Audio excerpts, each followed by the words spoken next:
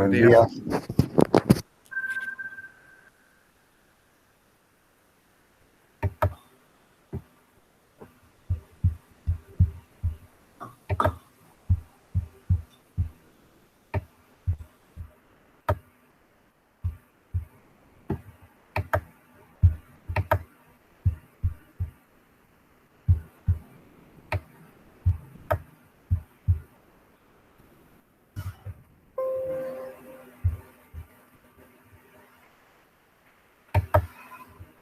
Bueno, vamos a compartir la pantalla.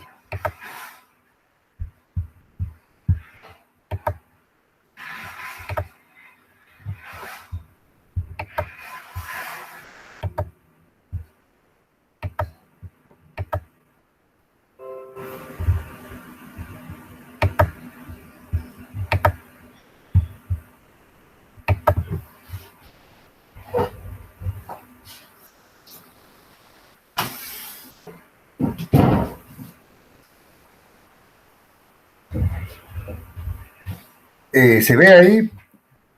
¿Se Sí, escucha bien? ¿Se escucha bien? sí, Bueno, habíamos estado viendo el Tristor o SSR, o también conocido a veces como un dispositivo de 4 capas.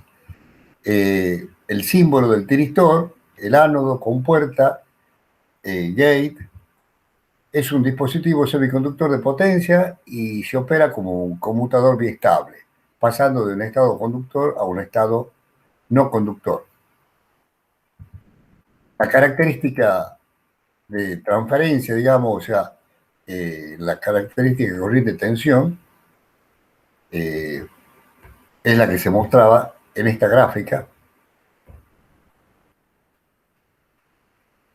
que prácticamente es como la de un diodo, como decía acá, pero fíjense ustedes que tiene una tensión de bloqueo directa diferente a lo que puede hacer un diodo. Eso nos sirve para hacer lo que va a ser esta llave controlada o biestable, porque a ese bloqueo directo es el que nosotros eh, lo podemos controlar o suprimir. Entonces, puede bloquear hasta una tensión BB0 de bloqueo directo y después pasa inmediatamente a conducción teniendo una característica prácticamente como la que sería de un diodo. Entonces, acá, por eso, si comparamos con la del diodo, el inverso no conduce hasta que hay una tensión de ruptura inversa. Y como se ve ahí en rojo, por ejemplo, es el bloqueo hasta BB0. Pero si uno lo dispara por compuerta, ¿m? Bueno, esto se está yendo muy rápido. Ahí se ve que nosotros podemos bloquear hasta BB0. No vamos a bloquear a BB0, sino que vamos a producir un disparo. ¿M? Y ahí la curva bloquearía, por ejemplo, lo que se ve en verde. Ese disparo puede ser un pulso o un tren de pulso que va a entrar por la compuerta y tiene que ir en sincronismo con la tensión ánodo-cátodo. O sea, nosotros lo vamos a disparar durante el semiciclo positivo. Y, y, todo lo que se habló en clase y ustedes se ejercitaron, por ejemplo, para hacerlo conducir eh, eh, 20 grados, 30 grados, 45 grados, hasta 180 grados, sabemos que puede conducir, pero nosotros para poder enviar ese pulso, tenemos que, el generador de esos pulsos tiene que estar en sincronismo con la tensión ánodo-cátodo. ¿Qué quiere decir el sincronismo? Que tenemos que saber cuándo la onda seno pasa por cero y es positiva. Y también cuando es negativa, porque no conviene, como veremos, dispararlo al tristor en inverso. Aparte, por más que lo disparemos, no va a conducir. Entonces, es fundamental hacer que ese pulso se genere sincrónicamente. O sea, si nosotros decimos 20 grados, ¿a partir de cuándo? De los 0 grados que pasó, tomo como 0 grados para llegar a 20, el momento en que la tensión ánodo-cátodo es la que está tomándose como referencia para el disparo. O sea, si el 0 grado de la tensión ánodo-cátodo comienza en un momento, a partir de ese momento es que se tiene que considerar la medición del ángulo que llamábamos ángulo de disparo del tiristor. Como se ve acá en celeste, dice el tiristor se enciende por compuerta, pero no se puede apagar por la misma compuerta. La corriente ánodo-cátodo debe pasar por cero. Más precisamente cuando la corriente ánodo-cátodo debe ser menor que la corriente de Hall para que se apague. O sea, corriente de mantenimiento. Como habíamos dicho también, lo consideramos como un diodo de 4 capas, es un sándwich de 4 capas, PNPN. O sea, hay ahí, como ustedes ven, 3 uniones, la juntura J1, J2, J3, que si lo vemos no abajo en el símbolo, sino en esto, nosotros tenemos un sándwich de 4 capas, que es PNPN. Entonces, la primera juntura sería PN, que es J1. Después, fíjense ustedes que viene otra que es NP, J2. Y después la tercera, la última, que es PN, J3. La compuerta iría conectada en el contacto P entre la juntura J2 y J3. ¿Cómo funciona esto? Bueno, prácticamente sería como que nosotros tendríamos 3 diodos en inverso. O sea, 3 diodos que están conectados, 2 con una polaridad y otro con una polaridad inversa. Fíjense, el diodo, cuando el voltaje, digamos, de ánodo se hace positivo con respecto al cátodo, las uniones J1 y J3 tienen polarización directa. En cambio, la unión J2, que sería la que corresponde al diodo que está en el medio, tiene una polarización inversa. Y solo fluirá una pequeña corriente de fuga del ánodo a cátodo. En esas condiciones se dice que está en el estado de bloqueo directo o estado desactivado, llamándose a la corriente de fuga corriente de estado inactivo. O sea, está bloqueado. Nosotros vamos a lograr que ese diodo entre en conducción cuando producimos el disparo. O sea que la juntura J2 que está bloqueada pase a conducción. Si el voltaje ánodo-cátodo se incrementa a un valor lo suficientemente grande, la unión J2 por esa inversa entrará en ruptura y esto se conoce como ruptura por avalancha y el voltaje correspondiente se llama voltaje de ruptura directa, VB0, dado que las uniones J1 y J2 tienen polarización directa. Habrá movimiento libre de portadores a través de las 3 uniones que provocará una gran corriente directa del ánodo. Se dice entonces que el dispositivo está en el estado de conducción o estado activado. Bueno, acá tenemos ampliada la escala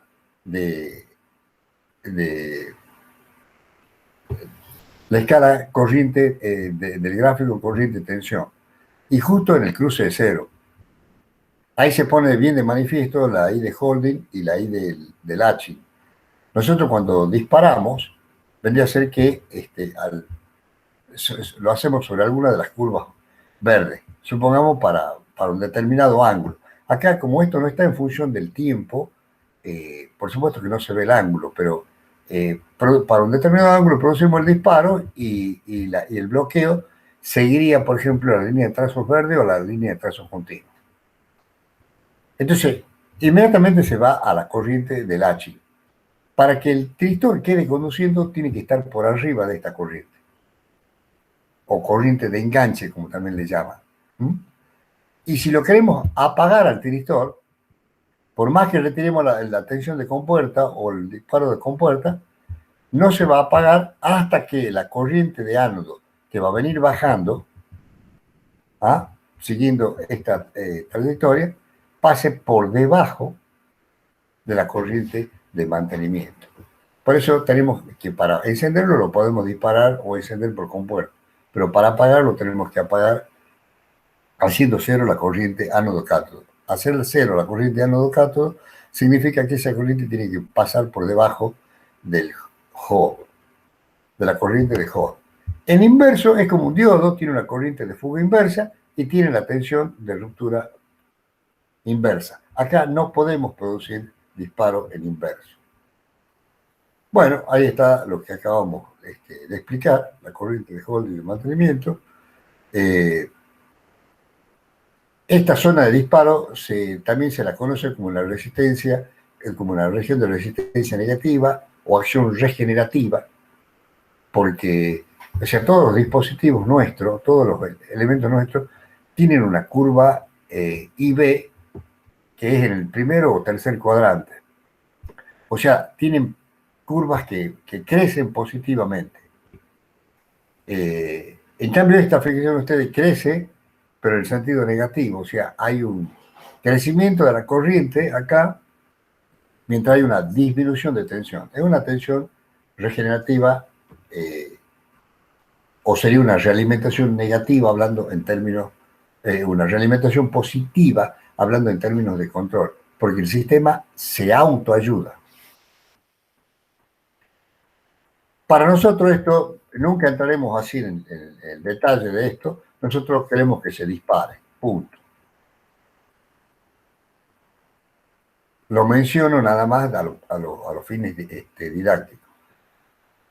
Bueno, hacemos el modelito de considerarlo como dos transitores a esta estructura de 4 capas, lo separábamos así, y esto es equivalente a este circuito con 2 transitores, un PNP y un NPN, que están acoplados entre colector y base cada uno, y eso, haciendo las ecuaciones de esos dispositivos,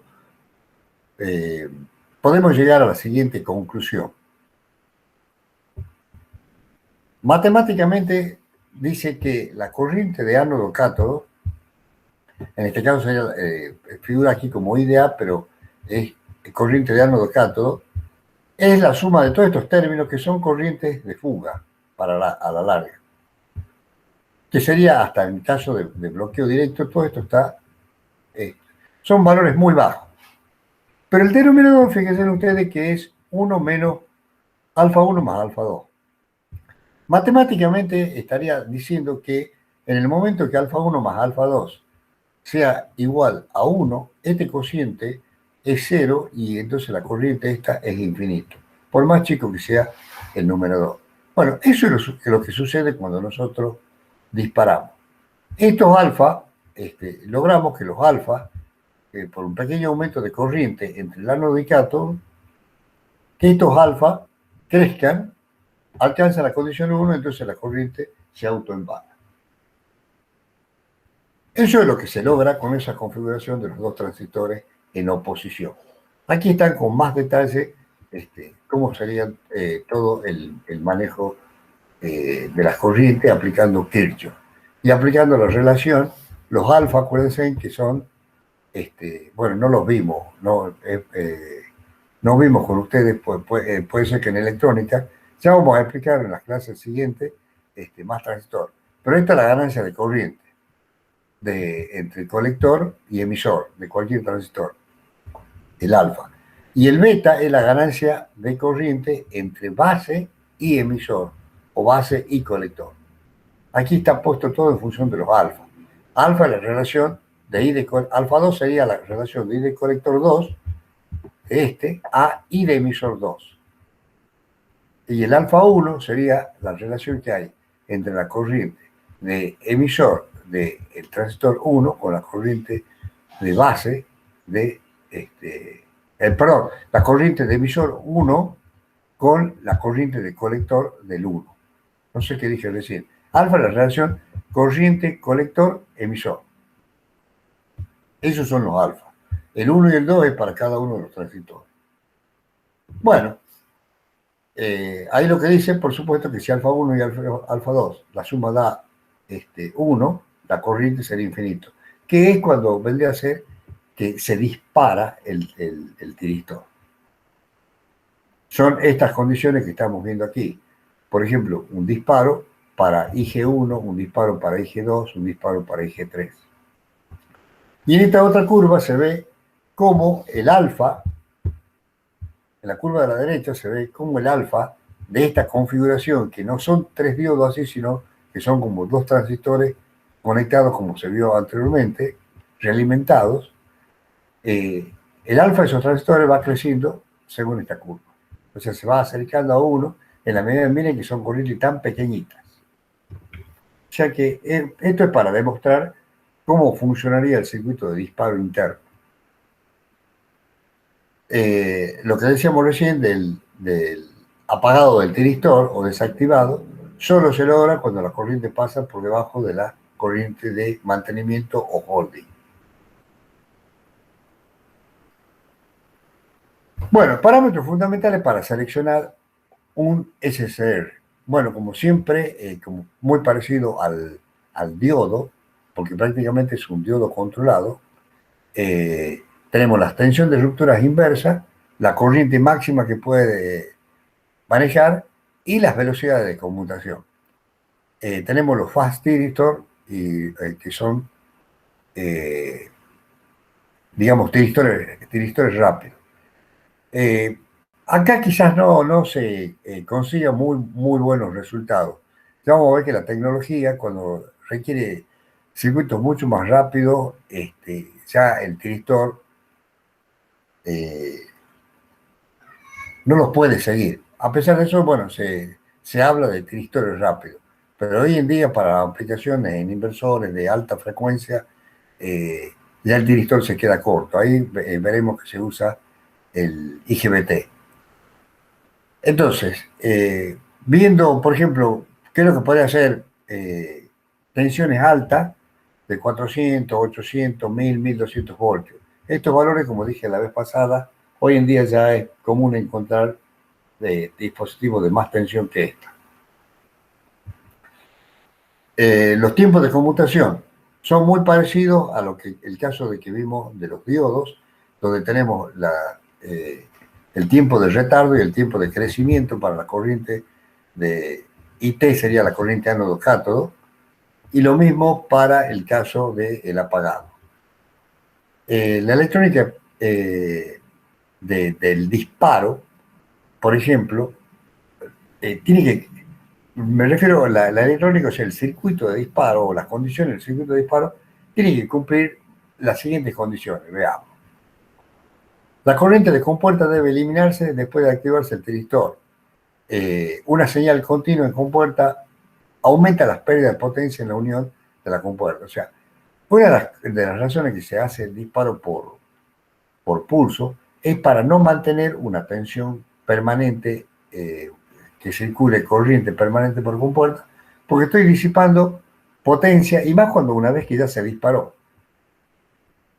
Mientras el tiristor está con polaridad inversa, no debe haber señal de compuerta, de lo contrario el tiristor puede fallar debido a una corriente de fuga aumentada.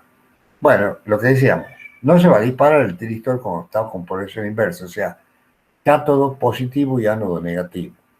Pero no es conveniente poner los disparos, porque puede haber una fuga que lo haga fallar al dispositivo.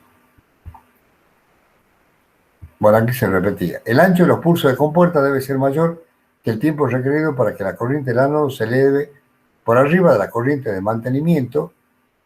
En la práctica, el ancho del pulso TG por lo general se diseña mayor que el tiempo de activación. O sea,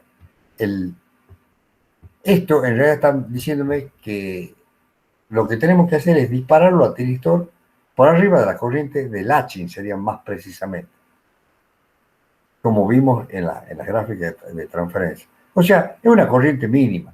Y como les comenté en las clases anteriores, la corriente de latching y de holding son pequeñas, muy pequeñas. Prácticamente para nosotros cero, para apagarlo.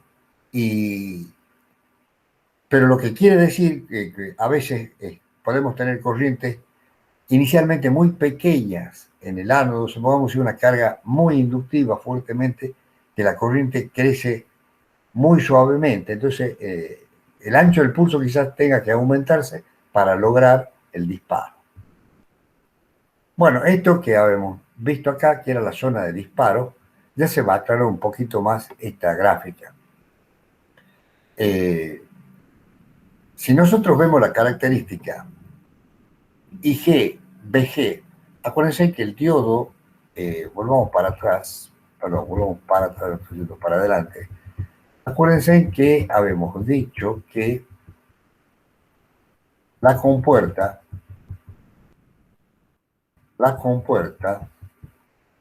¿dónde estaba la compuerta? Aquí recién se la ve a la compuerta. Fíjense, la compuerta está en el diodo inferior, acá, en el diodo inferior. Entonces, la característica IGK, o sea, tomando la corriente de compuerta que sale por cátodo, en relación a la tensión BGK, es la de un diodo, el diodo de abajo. ¿Ah? El diodo de la juntura J3, llamémosle así. Entonces,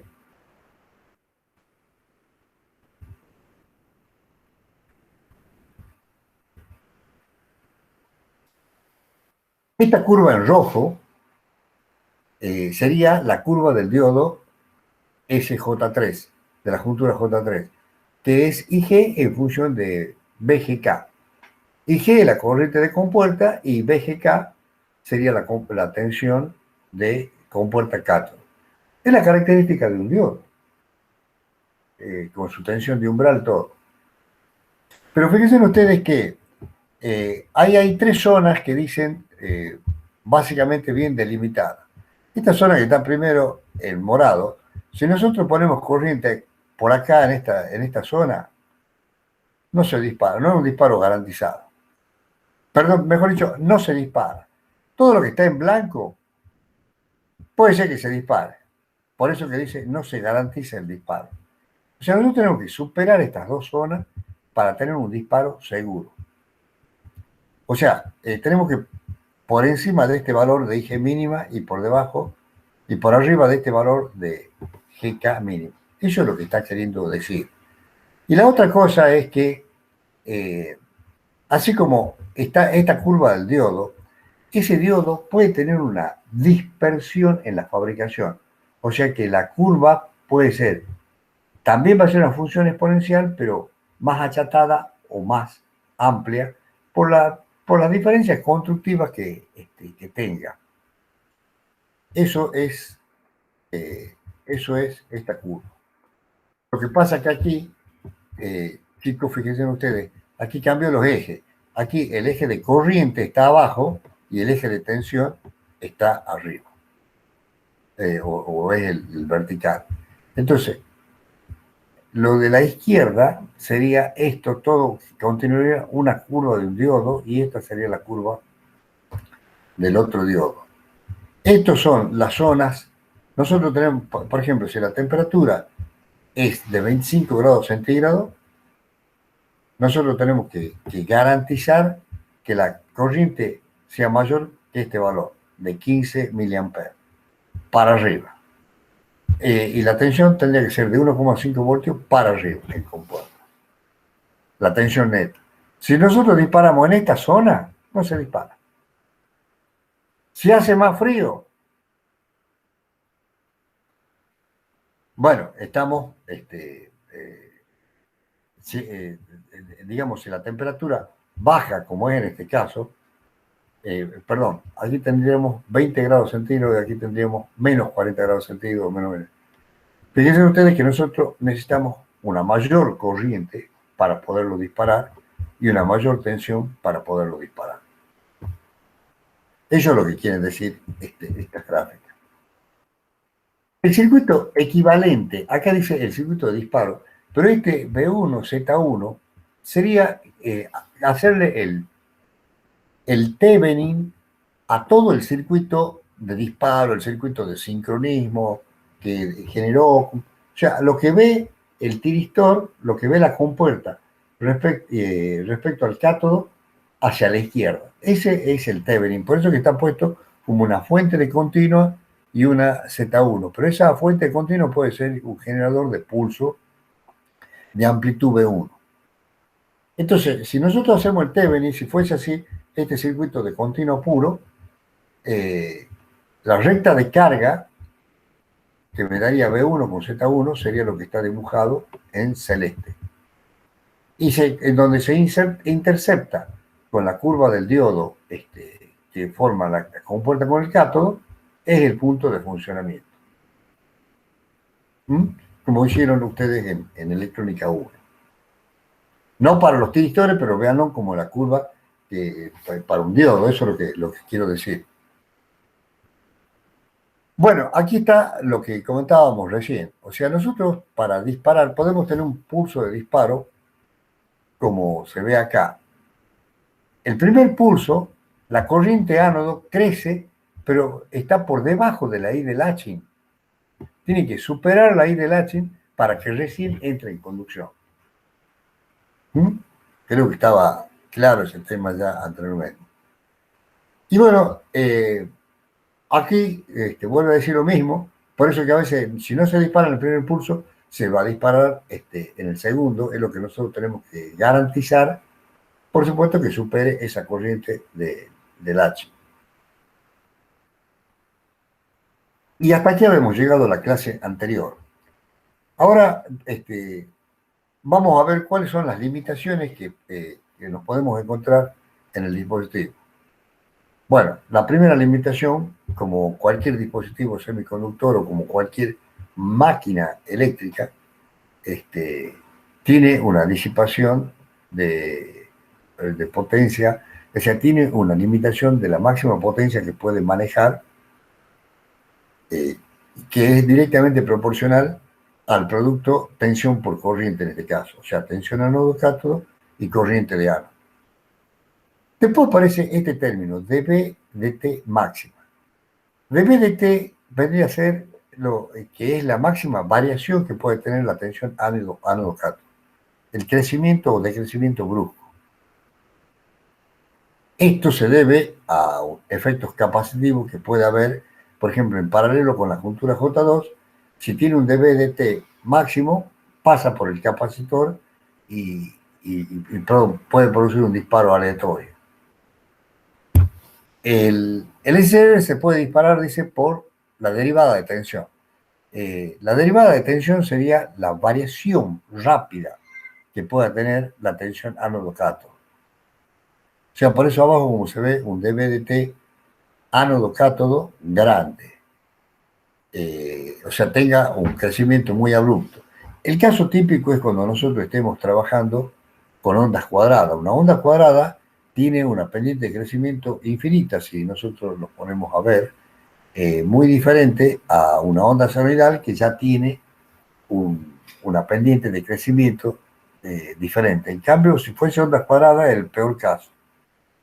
Bueno, eso puede producirme disparos aleatorios, porque esa variación brusca en el ánodo-cátodo me da corrientes a través de los capacitores de pérdida de las junturas.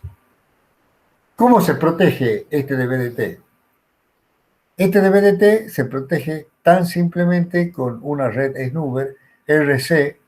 Se le llama red Schnuber, sería una red de atenuación del crecimiento, que se pone en paralelo, como se ve ahí con el capacitor CS y la resistencia RS.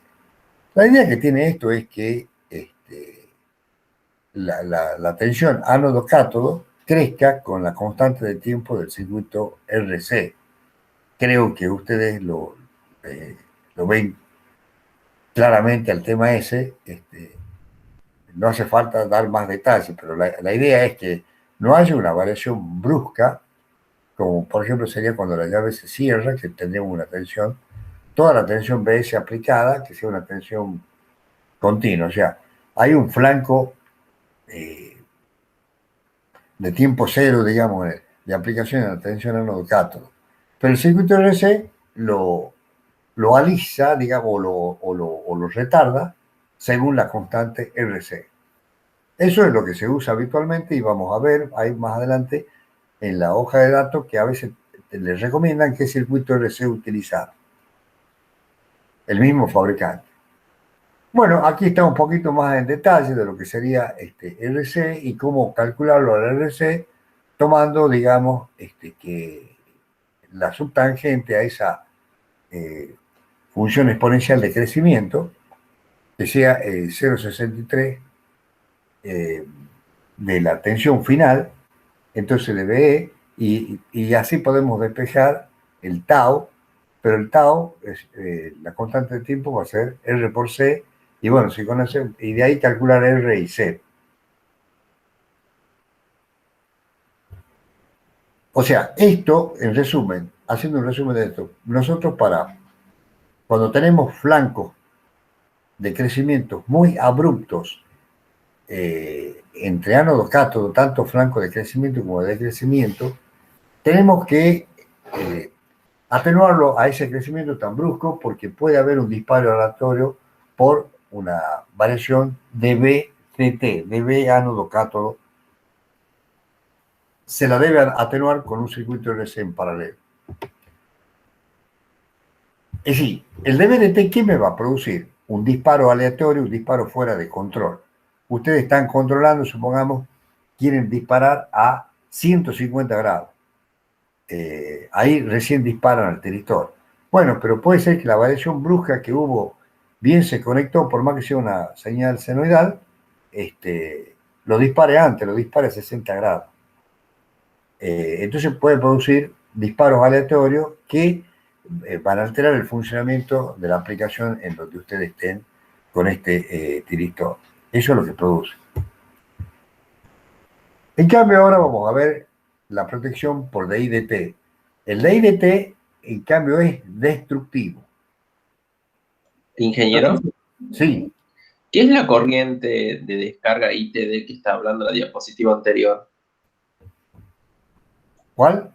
Esa corriente que hay que pone en la ecuación de Perdón, bien, bien, bien, bien. Sí, sí, tenés razón, no lo expliqué.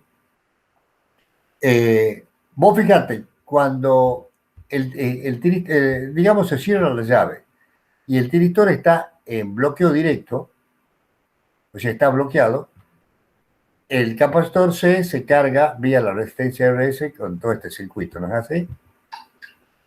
Y por eso es que se atenúa la tensión ánodo-cátodo. Pero, ¿qué pasa cuando viene el pulso de disparo por compuerta? Para dispararlo, por el circuito de control. Se dispara la tensión ánodo-cátodo. Entonces, este capacitor se cargó algún valor. Supongamos que se cargó el valor BS. ¿Mm? Entonces, ahora se tiene que descargar, porque este capacitor quedó cargado más positivo y menos negativo, pero el positivo es hacia el lado del ánodo.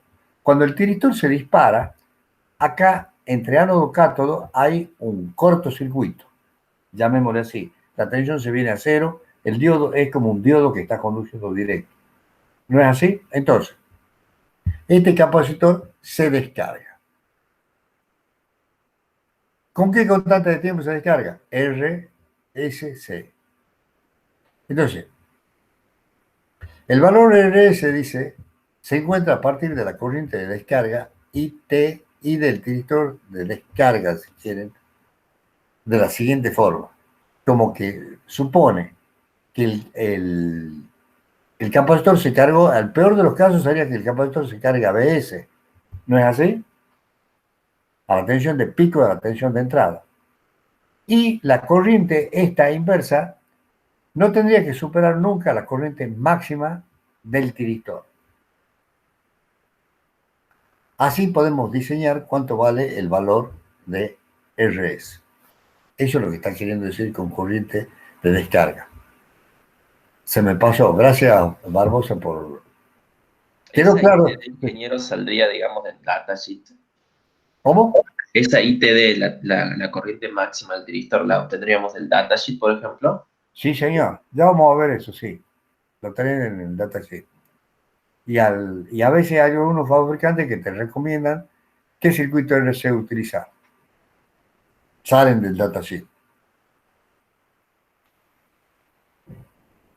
¿Está claro hasta ahí? Sí. Sí. Bueno. Entonces, habíamos dicho de que la otra limitación es por DI dt. La limitación por DI dt es una limitación de un crecimiento, así como lo dice DI dt, el otro era dB dt, este es un crecimiento muy rápido de la corriente ánodo-cátodo. Y si un director requiere un tiempo mínimo para disparar, perdón, un tiempo mínimo para dispersar la conducción de la corriente en forma uniforme a través de las uniones. Si la velocidad de elevación de la corriente del ánodo es muy alta en comparación con la velocidad de dispersión del proceso de activación, aparecerá un punto de calentamiento debido a una alta densidad de corriente, por lo que el dispositivo puede fallar debido a una temperatura excesiva. Por esta razón, los fabricantes especifican un valor límite para definir la rapidez crítica de aumento de la corriente de conducción. ¿Qué quiere decir todo eso?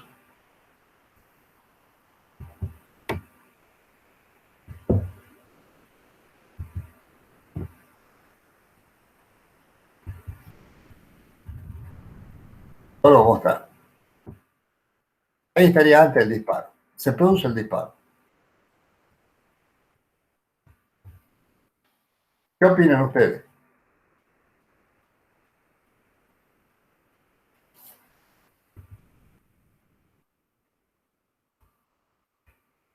En el momento en que nosotros disparamos, fíjense ahora al tiristor, que era este conjunto de 4 junturas PN, de 4 zonas de semiconductores a 3 junturas, PN, PN, ¿ah? La J1, la J2 y la J3. Vean ahora como que son varios tiristores en paralelo. Por eso, esta línea vertical significa que aquí se termina el primer tiristor, tendría otro y tendría otro. ¿Ah? El que está más cercano a la compuerta y el que está más lejano a la compuerta. Por decir, porque la capacidad de corriente de cualquier dispositivo, por ejemplo de un diodo, es proporcional al área de la sección transversal, como un cable. La densidad de corriente para un cable de 1 amper es la misma densidad de corriente que para un cable de 100 amperes, digamos, sin entrar así en un detalle muy profundo. En un principio, yo mantengo la densidad de corriente. Pero el cable de 100 amperes va a tener que tener más área que el cable de 1 amper. ¿No es así? Sí. Bueno, aquí tendría que pasar lo mismo. Si yo tengo un tiristor de 100 amperes, no es lo mismo que tenga un tiristor de 1 amper de ánodo cátodo. La sección transversal va a ser más grande. Y la compuerta, o sea, la sección transversal va a ser más grande y la compuerta va a estar en un lado. Yo con la compuerta no puedo llegar inmediatamente al tiristor que está más lejano a la compuerta. Entonces, cuando nosotros producimos el disparo, toda la corriente circula por el tiristor o los tiristores que están más cercanos a la compuerta. Después, primero sucede eso. Después se va dispersando la corriente hasta que completa todo el área y uniformemente. Eso es lo que quería decir, que se dispersa. Inicialmente toda la corriente va muy cercana a la compuerta y después se termina expandiendo o dispersando hacia todo el cuerpo del tiristor. Por eso inicialmente, si el circuito externo me fija una corriente grande de entrada, de un crecimiento muy rápido,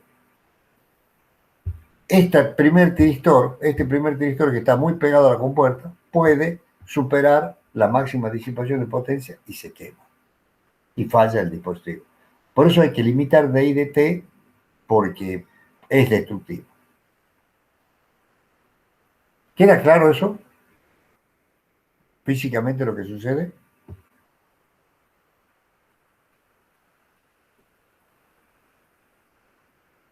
Silencio. Bueno, está claro, Barbosa, usted que es el más, que más se atreve a preguntar. ¿Se entiende? Sí, Bueno, pero lo está explicando en términos como del material, sí, pensando en términos de que son conjuntos PN, ¿verdad? No como Porque no me queda claro la relación que he hecho, como pensarlo como distintos tristores uno al lado del otro. Sí, esa es la idea. Lo último que vos dijiste, es un tiristor al lado del otro. Constructivamente, vos a la compuerta la pones en un costado de toda esta pastilla semiconductora. Vos la ponés en el costado izquierdo. Entonces, primero la corriente lo dispara a este, después este otro, después este otro. Se va propagando de izquierda a derecha. Habría que entrar más en detalle para ver cómo realmente se fabrica esto. Aceptámelo así, porque vos lo mismo, la pregunta que me podría hacer Barbosa es, ingeniero, y bueno, ¿por qué no le pone hace un cortocircuito por atrás y le pone otra compuerta aquí? También, por decir, ¿no es cierto? Pero de todas maneras, suponete vos que vos lo dispares de este lado y del otro, y de este otro lado. Me han entendido esto último que le he dicho, ¿no? Yo supongo que dice, no, bueno, póngale todo un anillo a la vuelta. Pero la parte superficial, digamos, si lo vemos transversalmente, los primeros que se van a disparar, lo que van a hacer, lo que estén más cercano a la superficie exterior donde está el contacto de compuerta. Pero lo del centro, no. Entonces la corriente va a venir primero de afuera hacia adentro. En este caso, lo muestro exagerado que va de izquierda a derecha. El tiristor de la derecha, así como bien vos dijiste, esto es considerado como están varios tiristores en paralelo. Lo mismo sucede con los diodos. Los diodos no hay disparo, pero nosotros, el problema que tenemos cuando se hace dispositivos de grandes potencias, eh, diodos, de, eh, uno los puede considerar como un montón de dioditos en paralelo. Un diodito que conduzca más que el otro hace que por un punto circule más corriente que por los otros y ahí lo quema, es una falla de fabricación. El otro ejemplo de gran área que ustedes los ven, cuando han visto conmigo, ¿se acuerdan? Eh, Fotodiodos, algo les comenté de los paneles solares. En el panel solar es un diodo de una gran área. Vos querés acuérdense que nosotros queríamos que se ilumine la zona central, entonces es una gran superficie que uno los ve de arriba, los ve del panel solar, un diodo que puede tener una superficie de 1 centímetro cuadrado y más de 1 centímetro cuadrado. Entonces todo eso lo puede considerar como un montón de deditos en paralelo. Esa sería la única justificación que tengo para darte, Barbosa. Pero es porque inicialmente, hasta que se cubre uniformemente todo el cuerpo del tiristor de corriente, puede ser que la corriente pase por los lugares más cercanos a la compuerta, toda la corriente, y si esa corriente quiere ser inicialmente muy grande, se quema por la IDT. Bueno, de todas maneras no se lo soluciona muy fácil al tema con una inductancia en serie, que a veces la misma inductancia del cableado sirve para protegerlo. O con unas 2 o 3 vueltas, si hacemos los números, 2 o 3 vueltas a veces del cable ya es suficiente para sacar corrientes, inductancias que sean suficientes. Porque van a ver que generalmente los de IDT son del orden de los eh, bueno, ya no vamos a ver los números, pero se pueden fácilmente limitar el tema del DIDT. Bueno, aquí ya entramos en temas de cómo podemos conseguir los encapsulados. Esto hay que ver más la hoja de datos. Acá tenemos diferentes tipos de encapsulados. Esto tiene más de un tiritorio, seguramente que es como veíamos, estos son 2 tiritores, seguramente.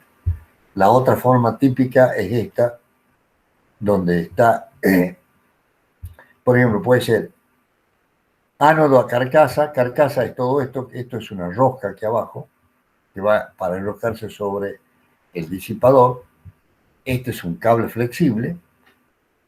Y acá hay dos cablecitos que salen, que es para hacer el disparo. El blanco es la compuerta y este otro rojo es una réplica del de potencia porque esto a veces va conectado a barras de potencia y este otro es el que va conectado al circuito de control.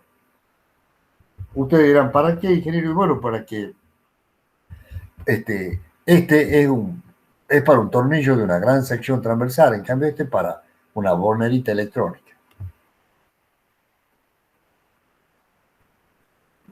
Bueno, aquí estaba lo que ustedes ya han empezado a ver en el sentido de lo que la verdadera aplicación del tiristor es hacer un control del ángulo de disparo a partir del cual entra a conducir el tiristor y así de esa manera nosotros podemos manejar la potencia continua, por ejemplo, cosa que no lo hacíamos con un diodo. La otra cuestión también de los tiristores es que pueden funcionar en antiparalelo. Pero este tema del funcionamiento en antiparalelo es lo que llamamos triac. El triac son dos tiristores en antiparalelo como está acá, pero que están fabricados en una sola capsulita, que también tiene 3 compuertas como el tiristor. Pero este es bidireccional. Yo lo puedo disparar para que conduzca en un sentido y en el otro. Generalmente son de pequeñas potencias. En grandes potencias se maneja tiristores en antiparalelo. No sé qué dije recién, paralelo, en antiparalelo. Porque fíjense ustedes que tiene una compuerta que si nosotros disparamos mientras el 1 con respecto al 2 sea positivo, va a conducir por el tiristor de arriba.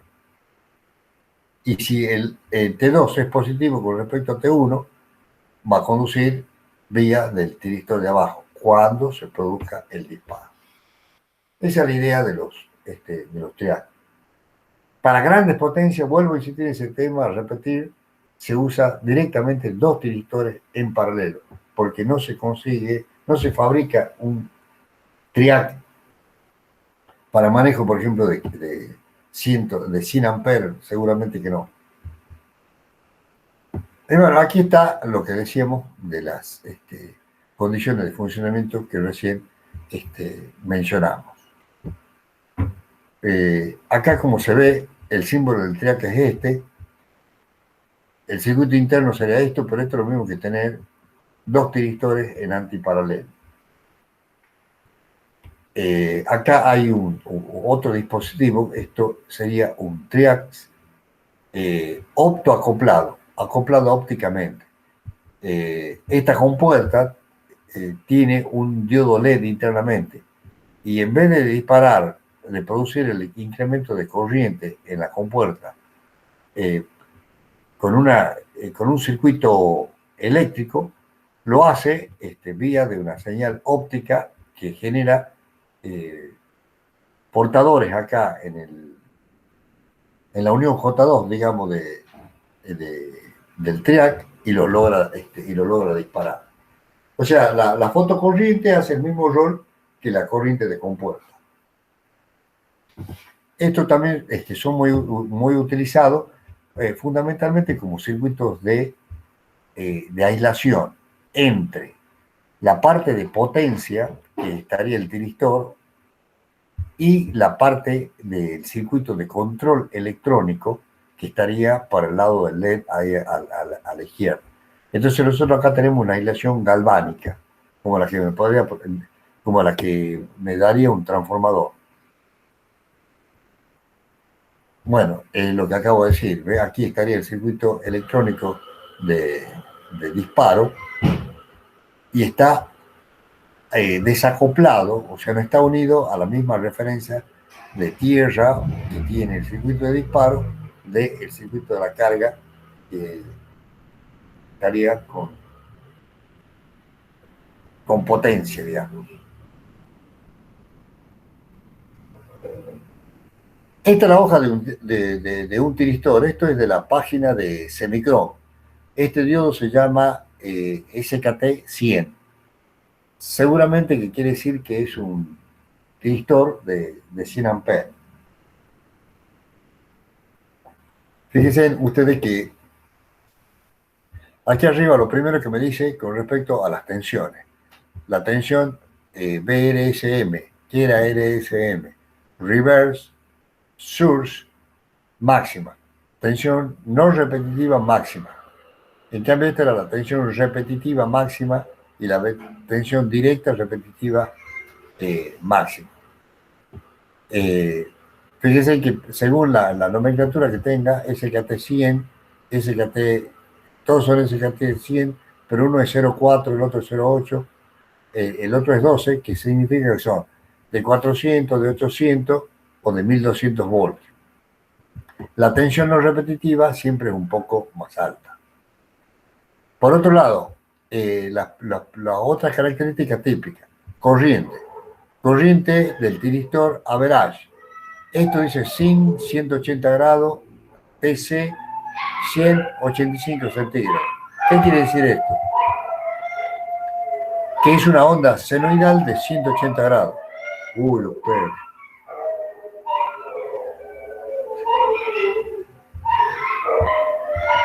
Ya se van a callar.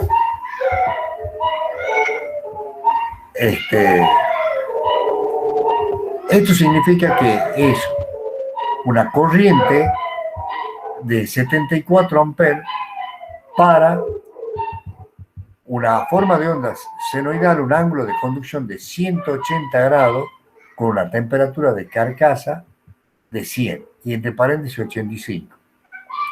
Si la temperatura de carcasa es 85 grados, el tiristor podría levantar hasta 100 amperes. Ahora, si la temperatura de carcasa es más alta, es más bajo. Ya lo vamos a ver un poquito más en detalle a eso para este tiristor. Después tendría la corriente directa, ¿no es cierto? La corriente efectiva es de 100 amperes, pero ahí también me está dando las condiciones de carcasa.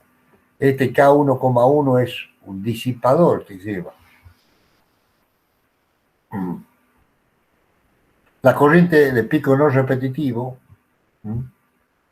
2000 amperes, bueno, pero para condiciones, temperatura de juntura de 25 grados, si estaría frío. Después este otro parámetro, I cuadrado T. ¿Ustedes han visto algo en instalaciones de la selección de fusibles? Le hago una pregunta. Barbosa, usted que contesta todo. ¿Han visto algo de selección de fusibles en alguna otra materia? Hola, hola, hola. Sí, ingeniero. Creo que seguimos selecciones fusibles y protecciones para instalaciones eléctricas. En instalaciones 1. ¿Y han visto, por ejemplo, cómo lo seleccionan? ¿Cómo lo seleccionan? Con algo brevemente, ¿lo han visto el parámetro este I cuadrado T? No, la verdad que no recuerdo, ingeniero, el parámetro y cuadrado T. Bueno, a ver, no sé dibujar, pero ustedes síganme. Supongamos que tengamos un circuito serie, que tengamos dos resistencias en serie, una de un valor R1 y otro de un valor R2. Y como un circuito serie circula, supongamos, circula una corriente I.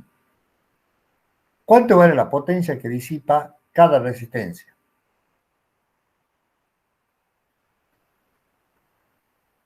I cuadrado por R, ¿no es cierto? Sí. Bueno, o sea, sería I cuadrado por R1, I cuadrado por R2. ¿Cuánto vale la energía que disipa, o la energía que se entrega a esa, cada resistencia? Va a valer la potencia por un tiempo, va a valer la potencia por tiempo, ¿no es cierto? Por el tiempo que ustedes midan.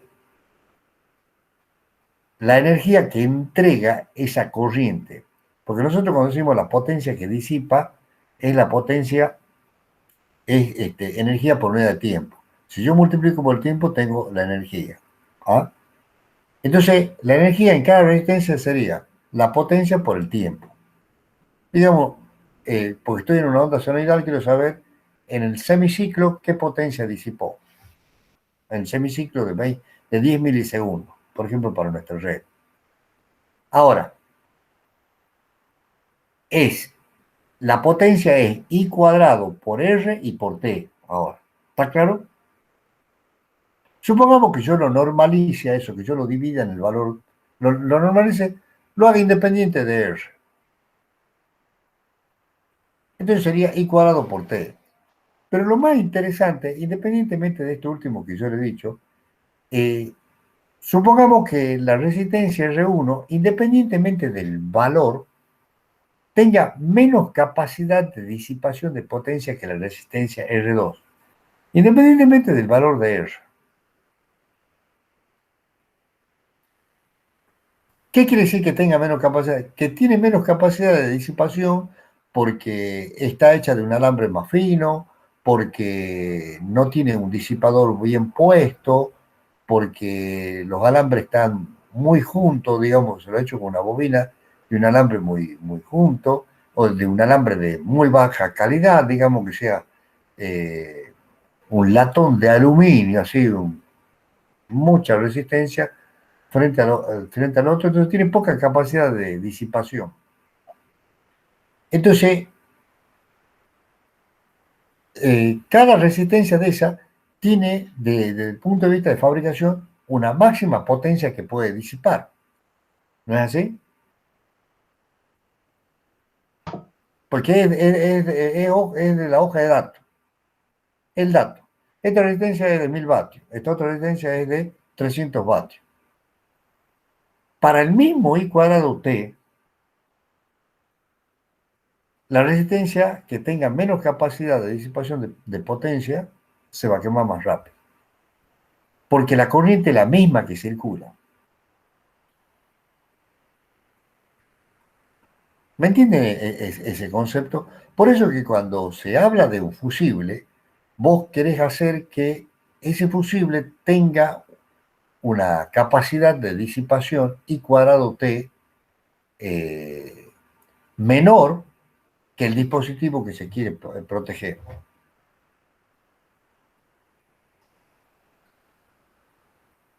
No sé si quedó más o menos claro. Sí se entiende, ingeniero. ¿Ah? Sí se entiende. No se entiende Entonces, bien la relación con la de instalación. claro.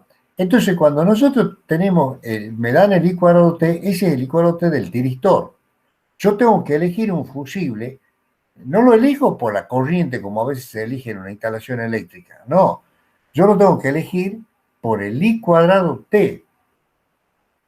Que el fusible que yo ponga tiene que ser un fusible que tenga un I cuadrado T menor que el del tiristor, para que no se queme el tiristor antes que el fusible. Entonces, los fusibles que se usan en esto para proteger estos dispositivos son los fusibles ultra rápidos, que no son igual a los que se utiliza en las instalaciones clásicas, digamos, donde puedo tener el fusible lento, los distintos tipos de fusibles. Para el caso nuestro, para el caso de la protección de los tiristores, tiene que ser generalmente fusible ultra rápido, pero el parámetro que ustedes tienen que elegir, si lo quieren proteger al tiristor, es el I cuadrado T. Bueno, después viene, sigamos adelante. Después viene lo que decíamos, las tensiones del dispositivo, pero esto es en estado de conducción. Por ejemplo, el BT para una temperatura de juntura a 25 grados, que esté circulando 300 amperes y que la máxima caída directa que puede haber es unos 75 voltios. Y bueno, así las distintas condiciones. Después vienen más abajo los tiempos, dice TGD y TGR, que serían los tiempos de crecimiento, ¿no es cierto? Y los tiempos de retardo que se tiene en la conmutación. 1, 2 microsegundos. Después fíjense en abajo está DI de T y está el dB de T, los dos parámetros esos que acabamos de ver. El DI de T dice 50 amperes por microsegundo. En cambio, el dB de T máximo puede ser entre 500 y 1000 volt por microsegundo. Hay una gran diferencia, ¿no? ¿Cuál sería el peor caso? El de 1000 volt por microsegundo. Digamos, ¿cuál sería el tiristor más duro? O sea, que no se pueda disparar por dB de T. ¿El que tenga 500 o el que tenga 1000?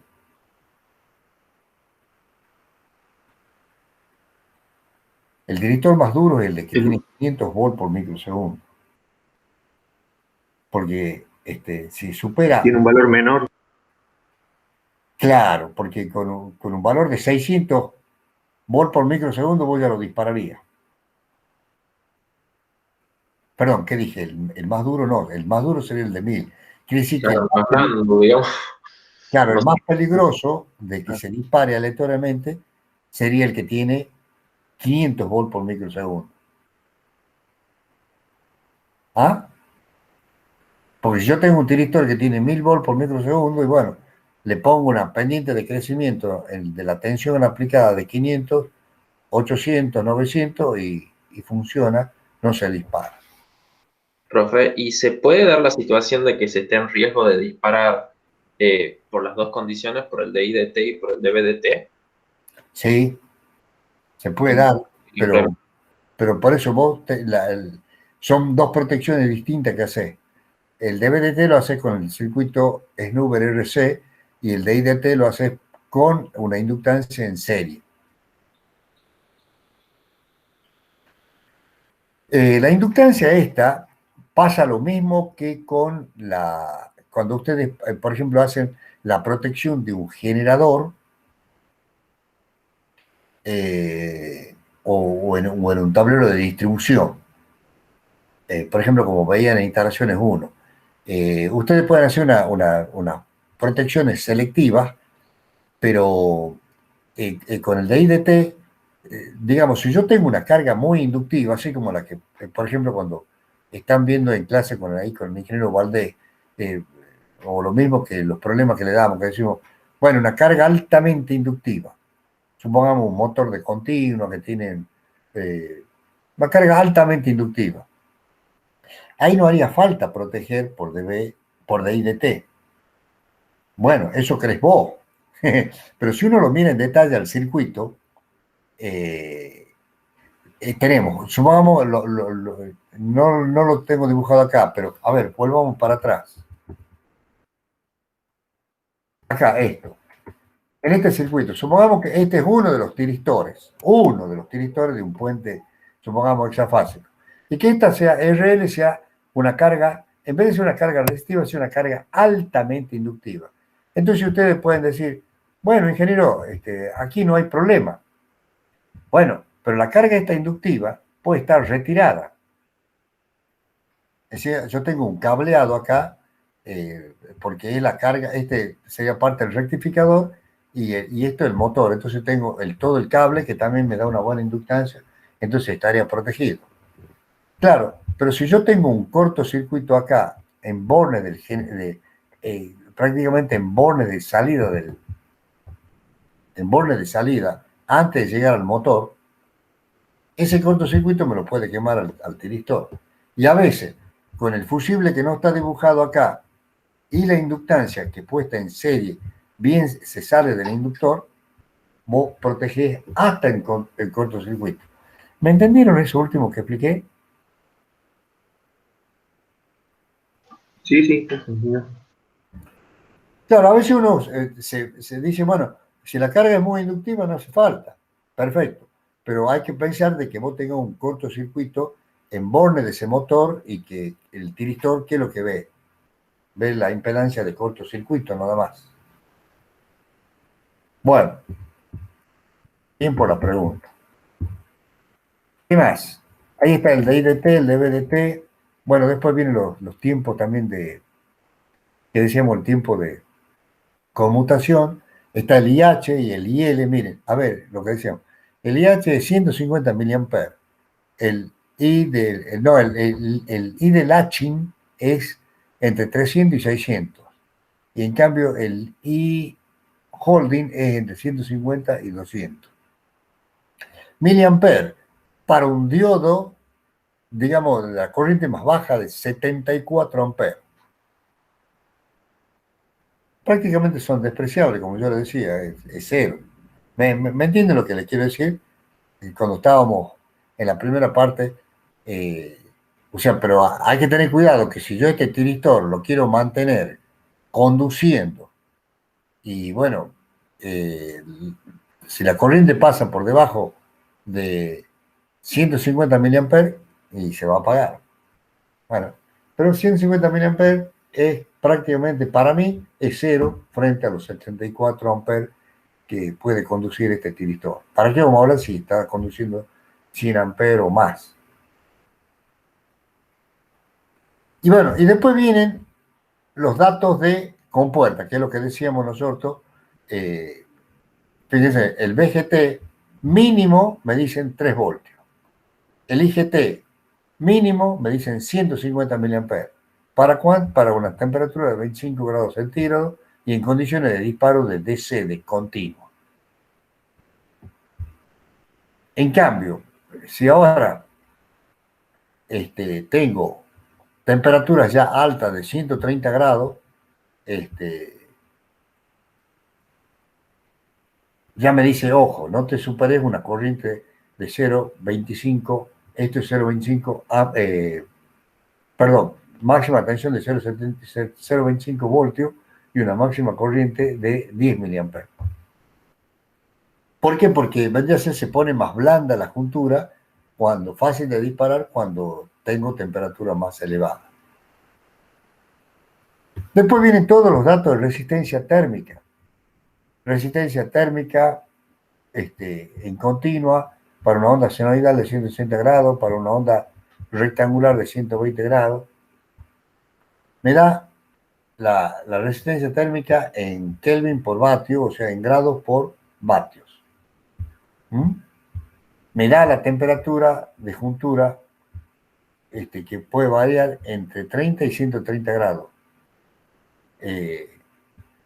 O sea que la temperatura de juntura a este dispositivo nunca puede superar 130 grados. La de abajo de 150 grados es la temperatura de almacenamiento, o sea, con lo cual se lo guarda en un depósito. Y estos últimos son los datos del disipador, del heatsink. Esto, vez de aislación no tiene límite, sería la aislación que puede haber eléctrica. Después el MS, el torque, 16 newton por metro, es lo máximo que le podemos seguir, pero sería lo recomendable de tener un torquímetro y asegurar el par torsor. Y bueno, estos son el A no sé qué, 5 metros sobre segundo al cuadrado. ¿Qué? Aceleración de la gravedad, no sé. ¿Sí? Hay datos que no sé, habría que verlo más en detalle. Y la cápsula es B5, debe ser un formato que se tiene para el tiristor. La otra cosa que yo le quería mostrar acá, fíjense en las características, dice, es un encapsulado metálico hermético con aislación de vidrio. Bueno, estas son las normas sobre las cuales está hecho. Aplicaciones típicas. Control de motor de continuo, por ejemplo, para máquinas y herramientas. Rectificadores controlados, por ejemplo, cargadores de batería, controladores de alterna, como se vio para el control de potencia, por ejemplo, para controles de temperatura. Miren lo que dice aquí, recomendada Snubber Network, o sea, la red Snubber que yo decía de atenuación. Por ejemplo, si la tensión de trabajo, la tensión repetitiva máxima es de 400 volts, se recomienda poner una resistencia de 47 ohmios de 10 vatios y un capacitor de 0.22 microfarad. Por supuesto que va a tener que ser este capacitor de una aislación superior a 400 voltios. ¿Ven lo que yo les decía? Ahí la recomendación del fabricante. Después de estas hojas. A ver, voy a volver para atrás. Cuando vimos diodo en las clases anteriores, que ustedes ya se deben haber olvidado, porque andó con el parcial todo. En la última clase, nosotros, cuando vimos diodo, ¿se acuerdan? Toda la explicación de diodo, los encapsulados, bla, bla, bla, bla, todo esto de los tensiones y corrientes máximas, la nomenclatura, pero al final, tiempos de conmutación, disipación de paz. Aquí, cuando hablábamos de las pérdidas, cuando hablábamos de las resistencias térmicas, repasemos brevemente esto que vimos para diodo, pero vale lo mismo para tiristores, va a valer lo mismo para los IGBT. ¿Por qué el problema de los semiconductores? ¿Cómo evacúo o cómo saco el calor que se genera por la potencia que está manejando? Entonces, por ejemplo, este es un tipo de encapsulado que se veía para el diodo, pero puede ser cualquier tipo de encapsulado, vale, que tengo la temperatura de juntura, tengo una resistencia térmica juntura carcasa, tengo la resistencia térmica carcasa ambiente. Tengo C, el encapsulado, y bueno, aquí estaban las definiciones. Resistencia térmica en grados centígrados por vatio, el incremento de temperatura o el delta T, lo que se eleva sobre la temperatura ambiente siempre, expresado en grados centígrados, y la potencia que se disipa en vatios. La ley de Ohm térmica decía que delta T es igual a P por R, o sea, delta T sobre P es la resistencia térmica. O sea, la variación de temperatura dividida en la potencia, grados centígrados por vatio, es resistencia térmica.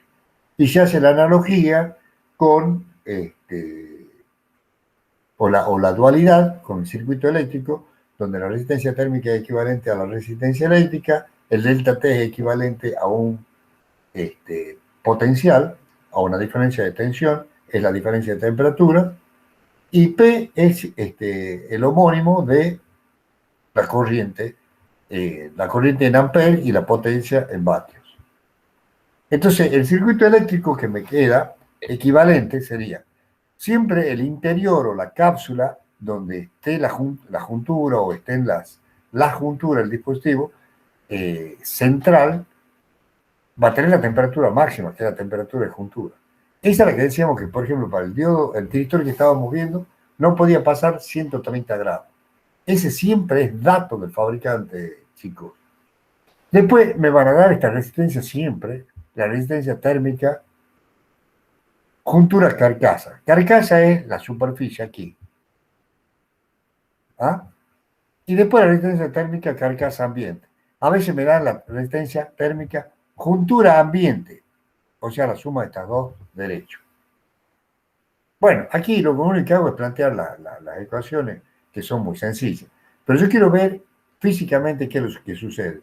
Nosotros, para mejorar la evacuación del calor, tenemos que le agregamos, ¿se acuerdan? Un dispositivo disipador. Le agregamos un disipador, como se muestra ahí, a diferencia de esto. Ahí está solo, pero si nosotros le ponemos el disipador, ponemos en paralelo otra resistencia mucho más chica con la resistencia que estaba. Si no hay disipador, tengo una resistencia térmica carcasa ambiente. Con disipador tengo en paralelo la resistencia térmica del radiador o del disipador. ¿Qué es lo que hacemos? Es bajar esta resistencia, hacerla más chica para que el calor, o sea la potencia, fluya más rápido hacia el ambiente. Y bueno, las ecuaciones me van a decir eso que estamos explicando físicamente. Creo que se entiende que si yo hago más chico la resistencia térmica, voy a poder manejar potencia más grande. En cambio, si la resistencia térmica es muy grande, quiere decir que me pone mucho freno a la evacuación de calor, voy a poder manejar potencias menores. Para la condición del delta T, porque a veces el delta T está condicionado. ¿Por qué está condicionado? Y bueno, no puedo superar la temperatura de juntura máxima porque se va a quemar el dispositivo. Y la temperatura ambiente, y bueno, la temperatura ambiente que hay, no es lo mismo que esté en la Antártida que esté en el Ecuador, o que esté al lado de una caldera en una industria. No es lo mismo también que esté, qué sé yo, en el sur argentino, en un tablero de potencia, en un pozo petrolero, que esté al aire libre, que fresco, a que esté en un tablero de un control de potencia de un equipo que está trabajando en una industria siderúrgica, en Tucumán o en Brasil. La temperatura ambiente me la fija las condiciones de trabajo.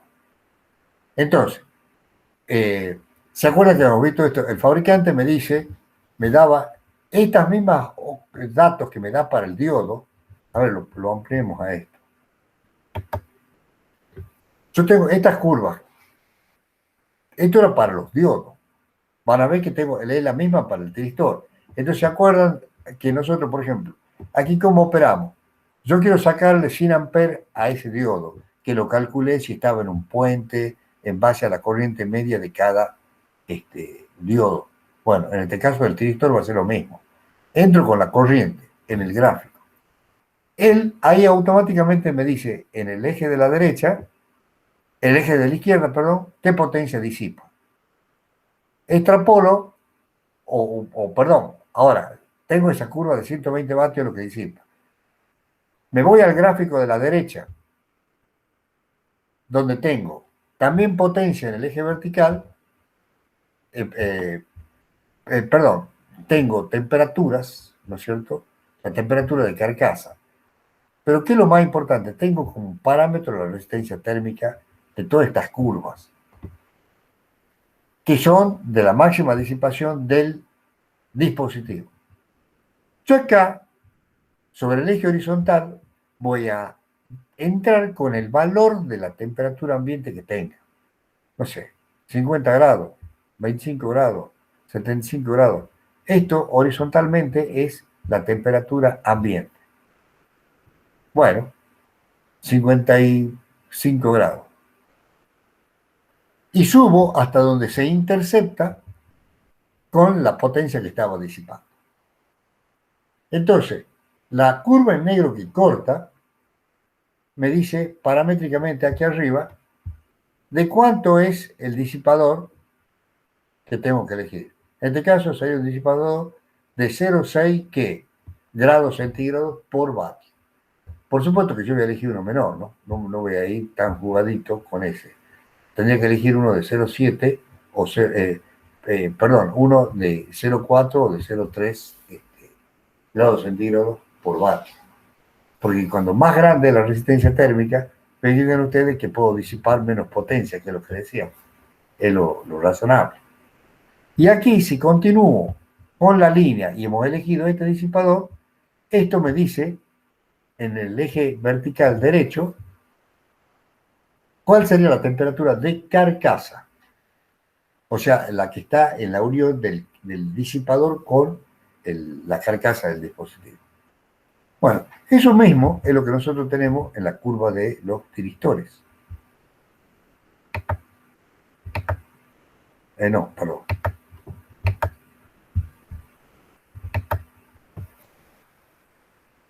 Acá vamos a hacer el mismo procedimiento, vamos a entrar, por ejemplo, queremos trabajar a 80 amperes, es decir, porque los cálculos dicen 80 amperes, que es una onda, esto para qué dice, fíjense que la primera que dice, es una onda rectangular de 180 grados.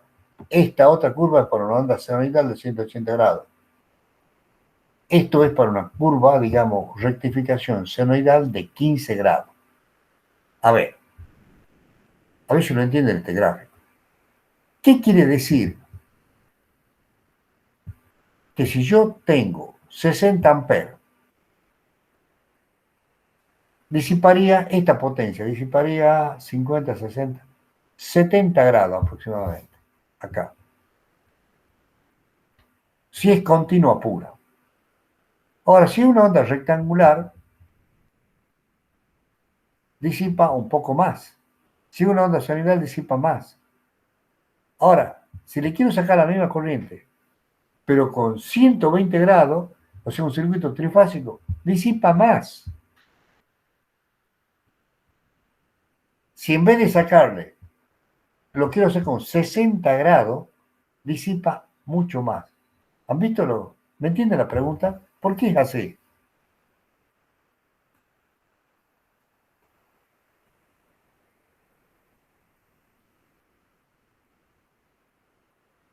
Algo había mencionado usted, ingeniero, sobre que se está tratando de sacar la misma corriente al diferente circuito, pero estamos teniendo menos tiempo en los otros, o algo así. Claro, Entonces, como no es que lo dice, mismo, exactamente, Barbosa, no es lo mismo que nosotros con un ángulo de 60 grados senoidal saque 60 amperes, que si es continua pura, si es una corriente continua pura. Una onda senoidal con un ángulo de conducción de 60 grados, vos imagínate, no está dibujada, pero ustedes ya se lo imaginan la onda senoidal con 60 grados, antes de 90. El valor medio de esa que me dé 60 amperes. No es lo mismo que vos tengas una continua pura. Ahora, tampoco es lo mismo que yo tenga una onda, en vez de tener una onda senoidal, que con valores positivos y negativos, tengo una onda cuadrada con valores positivos y negativos. De 50 ciclos. Que sea de 50 ciclos. Pero que sea una onda cuadrada.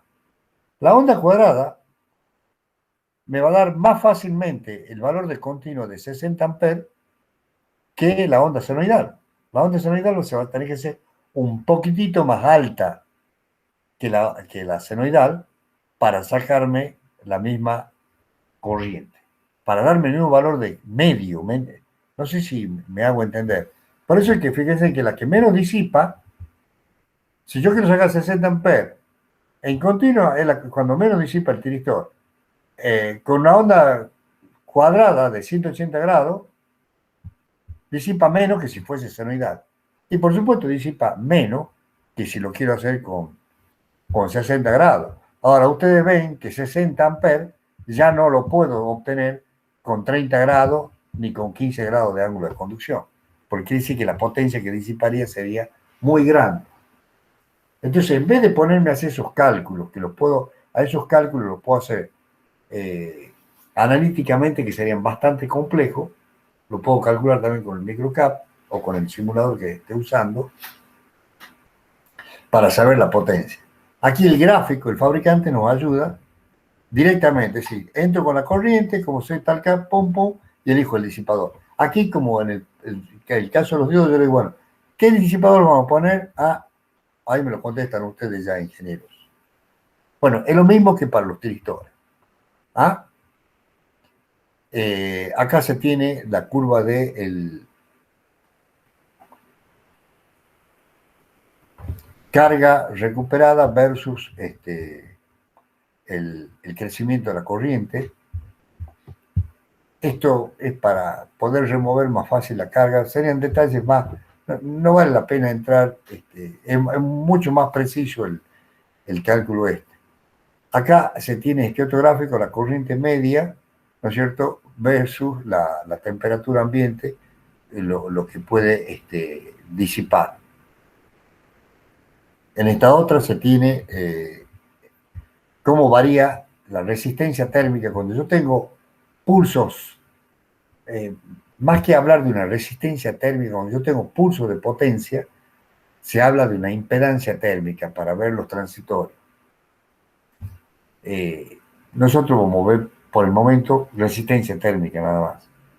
Las aplicaciones por pulso son mucho más especiales. Bueno, las curvas de directo, digamos, de corriente directa en función de la tensión directa cuando se disparó, ¿no es cierto?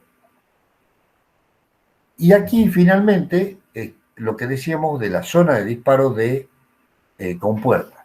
Este gráfico, fíjense, es tensión de compuerta, acá no dice, pero esto es de compuerta, y esto es, bueno, sí sabemos que es de compuerta porque dice gate trigger, características de disparo de la compuerta. Entonces esto es tensión de compuerta versus IG, que es corriente de compuerta. Entonces, me da zonas de disparo. Esto es lo que yo decía. Por aquí no me conviene disparar, ni me conviene disparar. Me conviene, por ejemplo, estar en esta zona. Que yo, miren, inclusive me dan curvas que me dicen, si usted con una tensión de 20 voltios y 20 ohmios, está en esta zona. Está cerca de 1 ampere, ¿ah? Y me garantiza el disparo. Cuando trabaja, digamos, más frío, arranque de aquí para arriba, menos 40. A 25 grados centígrados puede arrancar de acá. Si está en temperatura, digamos, muy caliente, o sea que el dispositivo está prácticamente cercano a la temperatura de juntura, se requiere mínimos corrientes.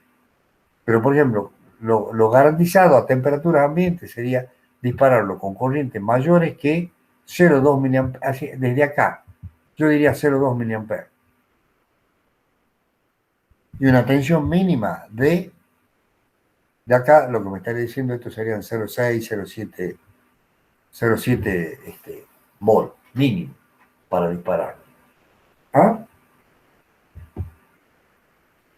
Bueno, hay el encapsulado y los dos terminales y los disipadores. O sea, fíjense ustedes que recién sacábamos un disipador de esto, el P3 de 120, que quiere decir que es de 120 milímetros de largo. No lo dice acá, pero en algún otro dibujo lo dice, de ahí lo saqué yo. Lo mismo que este, un P3 de 180 milímetros de largo. Y el B. Bueno, estos hay que ver la hoja de datos completa del disipador. Pero aquí me da el dato que yo quería mostrar. Resistencia térmica, heatsink ambiente, o sea, carcasa ambiente. 0,55 Kelvin por vatio, que es lo mismo que grados centígrados por vatio. Pero miren acá este otro dato. Dice, with fan SKF 323001. ¿Qué quiere decir eso, Barbosa? With fan SKF. Perdóneme que le pregunte a usted porque... ¿Ventilador era, profesor? ¿Cómo? Ventilador lo estoy diciendo mal, pero no me sale el nombre específico ahora. No, por eso con ventilador, y a veces por eso que muchas veces algunos dicen fan directamente. O sea, esto es con ventilador. Y esta es la marca del ventilador. Habría que ir y buscarlo en la hoja de datos cuál es el SKF 323001. Seguramente que este 230 que se alimenta con el motorcito con 230. Bueno, lo busquemos para buscarlo en la hoja de datos.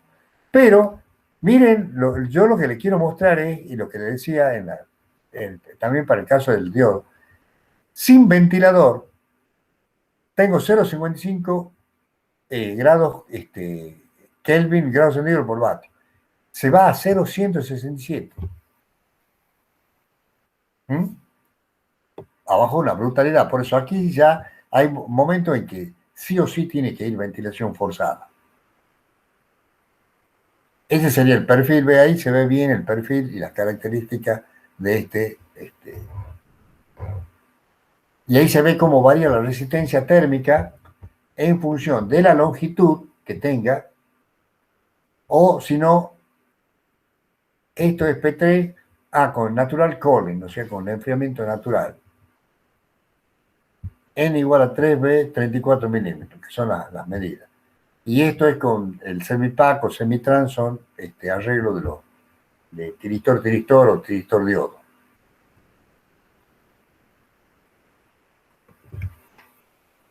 Más curva de resistencia térmica versus la longitud, más curva de resistencia térmica versus la velocidad del aire.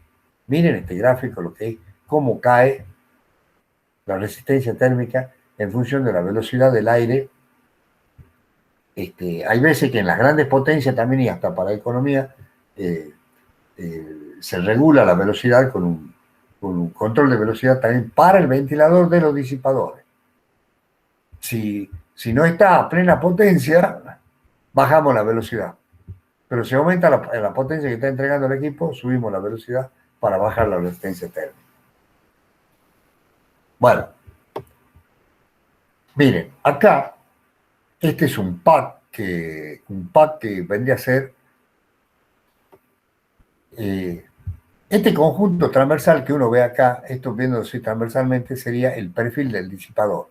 Esto en el medio del disipador. Esto que está a la derecha, en la cara derecha, sería un semipack. Un semipack, ya vamos a ver, o bueno, lo van a ver en la hoja de datos o en el laboratorio también, o en la hoja de datos de los problemas que ustedes tengan que armar.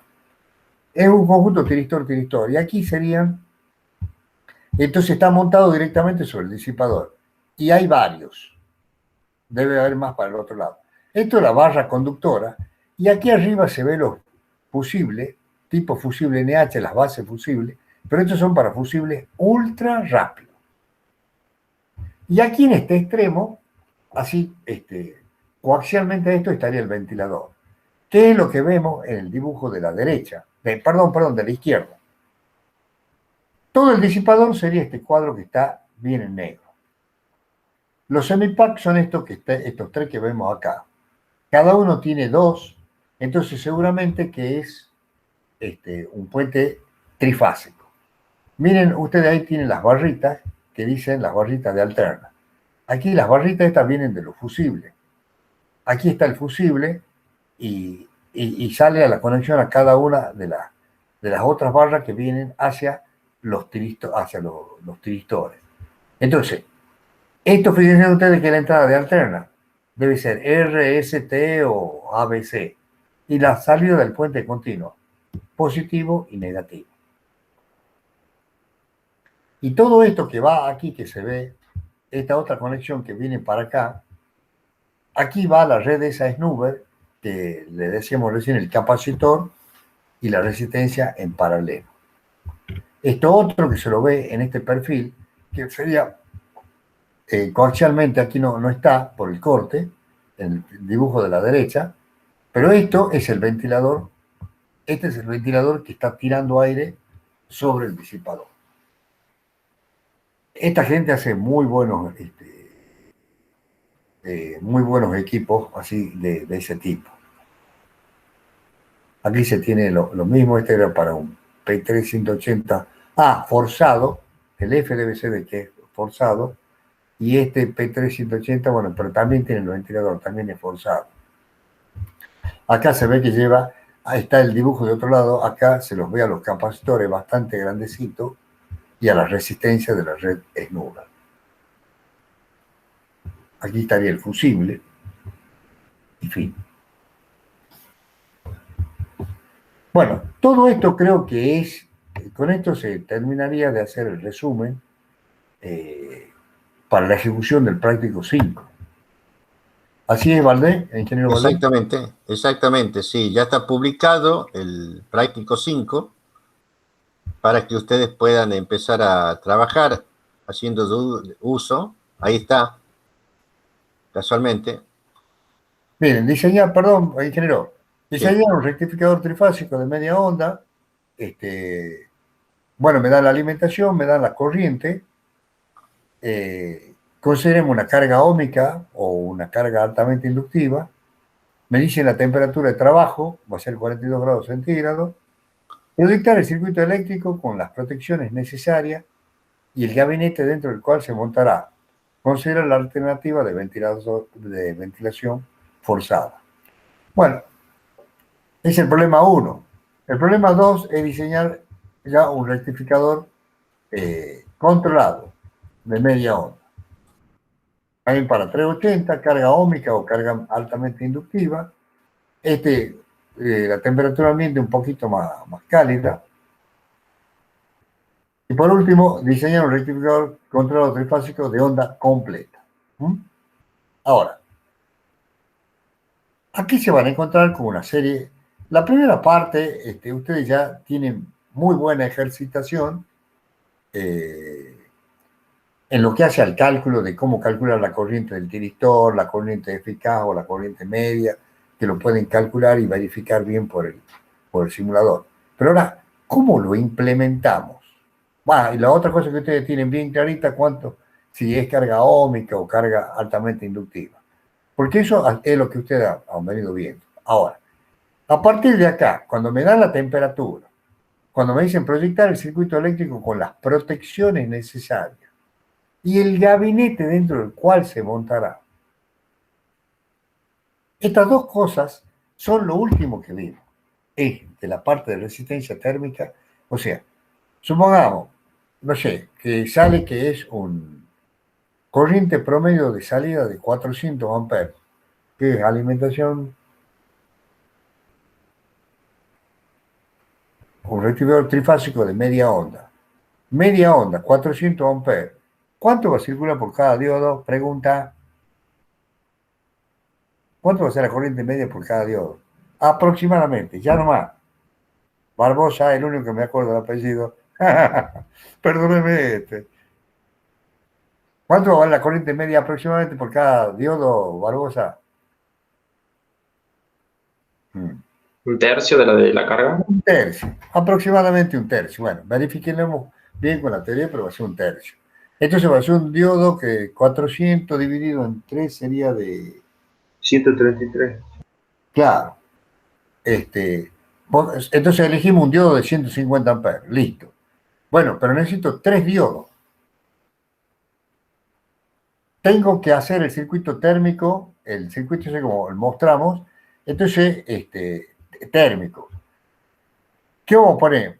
Tenemos ahí la siguiente alternativa, se le va a plantear a ustedes. ¿Pongo un disipador para cada diodo o pongo un disipador largo y pongo los 3 diodos en ese disipador? Primera pregunta que ustedes... Vamos a aceptar nosotros acá con el ingeniero Valdés cualquiera de la solución que propongan, pero quiero que lo propongan. Entonces, ya tienen dimensionado, digamos, cuando elijan el disipador van a saber las dimensiones. Entonces, ahora van a elegir recién el gabinete, porque van a tener las dimensiones de los disipadores con el diodo. Bueno, pero le van a poner protecciones. ¿Qué le vamos a poner? ¿Fusible? ¿Qué le vamos a poner? Fusible. Los fusibles también tienen que ir dentro del tablero. O no sé qué le pondremos protecciones, ustedes me dirán. El tablero si se lo cierra, tiene que tener una rejilla de ventilación para ventilación natural. O podemos ponerle un forzador al tablero. ¿Me han entendido las pistas que dimos?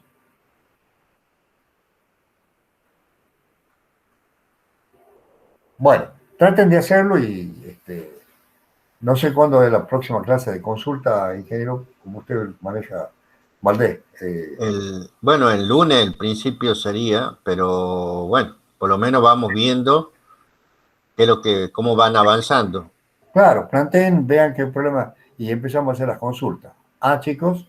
Pero, profe, esto nosotros lo buscamos tipo, si yo en el primer ejercicio me da, como estaba diciendo usted, decido poner un diodo de 150, busco yo en internet el datasheet, buscamos nosotros solos todo eso. Exactamente. Ahí en la transparencia, nosotros, ¿se acuerdan en la de diodo? Yo le di varias páginas. Bueno, ahí le dimos que están, por ejemplo, esta Semicron, IR, International Rectifier, y hay muchísimos más, pero esas son páginas seguras donde vos vas a poder sacar estos datos que necesitas. Es un diseño, ahora el diseño de la parte realmente como del trabajo del ingeniero electricista.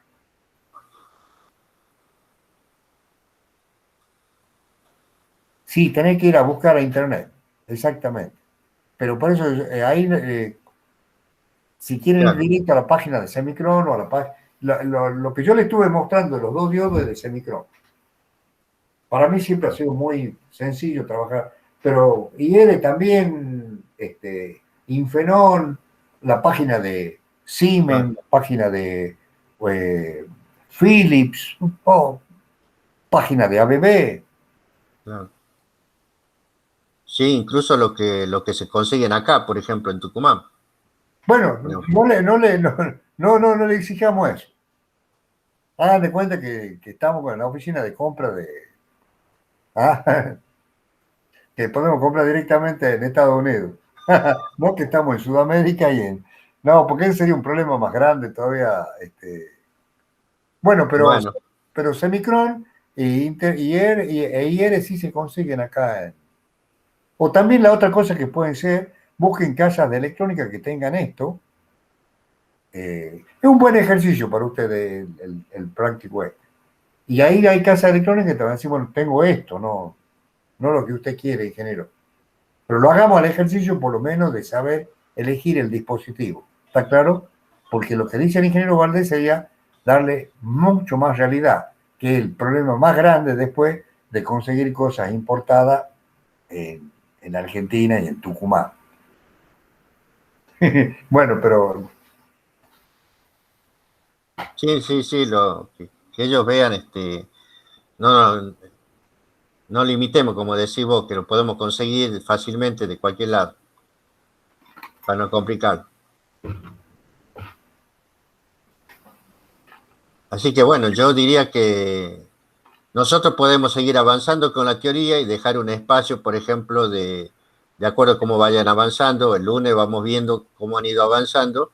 Por ahí hacemos una hora de la teoría y la otra hora la vemos para la parte de consultas, si tienen, y vamos así avanzando.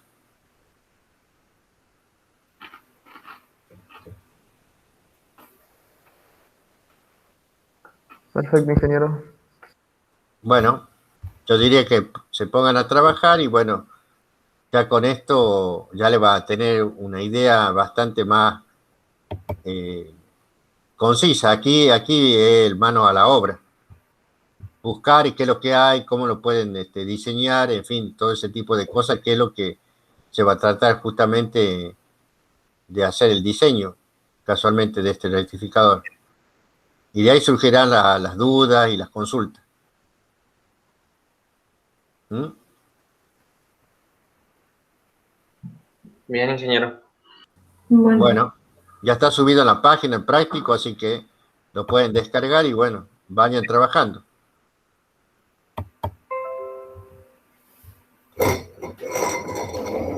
Perfecto, ingeniero. Entonces nos vemos el lunes. Nos vemos el lunes. gracias, Ferreira, gracias. Buen fin de semana. Nos vemos. Chao.